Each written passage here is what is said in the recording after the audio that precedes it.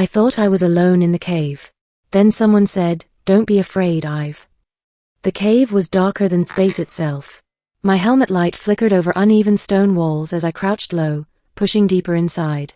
My oxygen levels blinked at 62% on my visor HUD.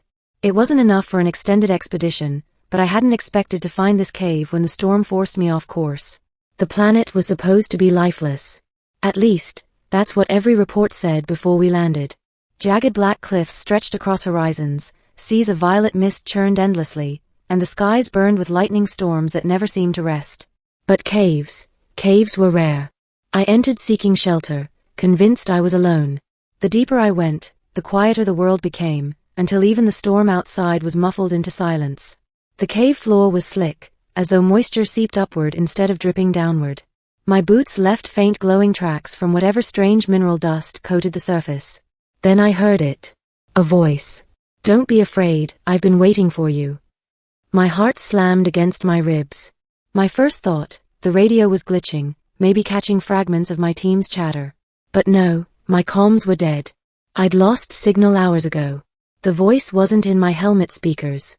It was in the cave. I froze. My helmet light swept left to right, illuminating only rocks, stalactites, and shifting shadows. My gloved hand dropped instinctively to the sidearm strapped to my suit. "Who's there?" I said, voice shaking more than I liked. There was a pause, then the voice came again softer. Feminine. Calm. "Don't be afraid. I've been here a long time." I swallowed hard. Every report said the planet was barren. No intelligent life. No cities, no ruins, nothing but storms and empty wilderness. And yet, someone was speaking to me in perfect English. The beginning, the stranger in the cave. My helmet beam flicked across a shadow, and that's when I saw her. She stood about 15 meters away, partially hidden behind a jagged pillar of stone. Not human. Her skin shimmered faintly, almost translucent, revealing veins of light beneath the surface like rivers of fire under glass. Her eyes glowed with soft silver luminescence, and her hair, if you could call it that, flowed like strands of smoke, shifting and curling though there was no wind.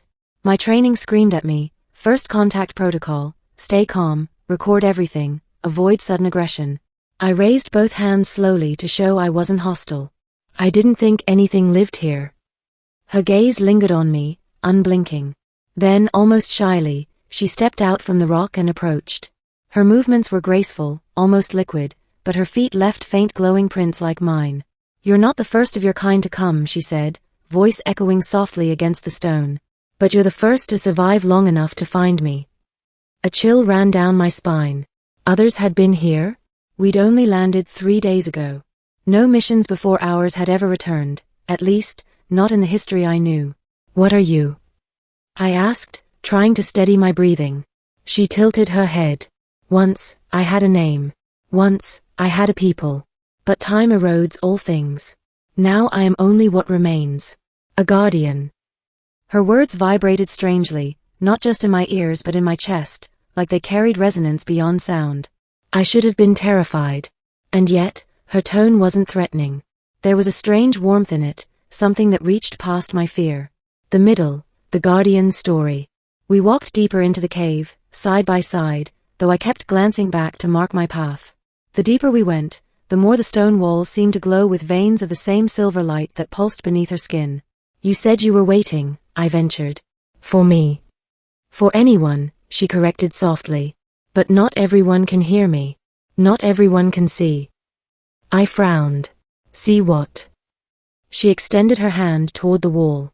Her fingers brushed the rock, and instantly the surface rippled like water, revealing shapes beneath. Vast murals etched in glowing silver, depicting stars, ships, and strange beings with bodies of light.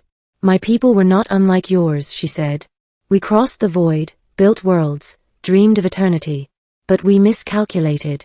The storms you see outside, they were born from us. From what we unleashed." Her voice trembled for the first time. "We thought we could harness the heart of the planet. We dug too deep, split its core, and it bled. The storms are its wounds.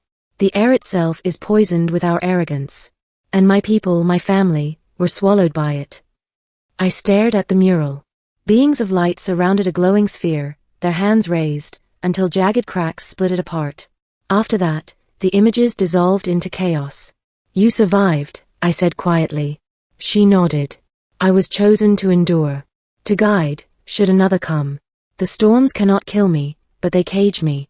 I cannot leave this cave." Her silver eyes turned to me. "But you can." I took a step back, uneasy. "Why me? Why humans?" She smiled faintly. "Because your kind carries what mine lost. Resilience. You bend, you stumble, but you endure. Where we sought control, you seek survival." The words pressed heavy on me. I thought about my crew. Only 3 of us had made it after the storm scattered our landing pods. Maybe the others were gone already. Maybe I was the only one left. "What do you want from me?" I asked. Her expression softened. "Only that you listen. That you remember. And that you carry my warning back to your people. Do not do what we did. Do not open wounds you cannot heal." The turning point, secrets of the cave. We reached the heart of the cave, a vast chamber where the ceiling disappeared into shadow.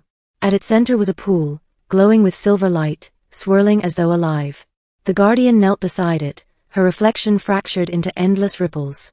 "This is the last fragment of my people's essence," she whispered. "It is memory. It is hope. But it is fading." I crouched beside her, staring into the pool. Images surfaced, cities of radiant towers, skies filled with ships shaped like constellations, children with eyes of fire chasing each other across crystalline fields. Then came images of collapse, storms tearing towers apart, oceans boiling, screams swallowed by lightning. My throat tightened. "You want me to carry this?" "Yes." She touched the water, and it pulsed brighter. "You are not alone in this universe. But if your people make the same mistakes, you may end up as we did, only stories in stone and whispers in caves." I hesitated. The responsibility felt unbearable. I was just a pilot, not a leader, not a historian. And yet, maybe that was the point. Maybe anyone could carry a warning. "How do I take it?" I asked. She reached toward me. Her hand, glowing faintly, pressed against my chest plate. For a moment, I felt warmth seep through the suit, directly into my skin. My visor flickered with static, then cleared. Symbols I'd never seen before glowed faintly across the inside of the display, coordinates, diagrams, fragments of her language. "It is with you now," she said. "As long as you live, it will remain. And if you speak it, others will hear." The climax, the collapse. The ground shook violently. Dust rained from the ceiling. The pool of light churned as cracks split the chamber walls. Her eyes widened. "No, the storms have found us." A roar echoed through the cave, like thunder trapped underground. My HUD blinked warnings: seismic instability, oxygen contamination, structural collapse. "We have to move." I shouted, grabbing her arm. But her body resisted like anchored stone. "I cannot leave," she whispered. "The storms bind me here." "Then you'll die." She smiled faintly, silver tears gathering in her glowing eyes. "I have already died, 1,000 times over. But you must live." The chamber shuddered again. I staggered, almost losing my footing. The pool cracked open, spilling light like liquid fire. She pushed me toward the tunnel. "Go.